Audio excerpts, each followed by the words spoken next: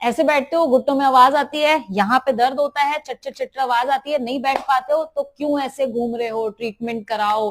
Treatment time से नहीं कराओगे तो 60 साल की उम्र पे डॉक्टर बोलेगा कि इसको रिप्लेसमेंट करा लो। रिप्लेसमेंट नहीं करवाना है तो फिजियोथेरेपी करवाओ। फिजियोथेरेपी में परमानेंट सॉल्यूशन है।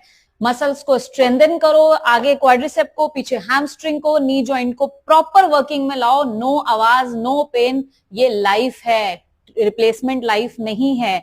ओरिजिनल ओरिजिनल ही होता है, ओरिजिनल को मत खो। तो आज ही ट्रीटमेंट कराओ। मुखर्जी नगर में क्लिनिक है, जल्दी आ जाओ, वेट मत करो।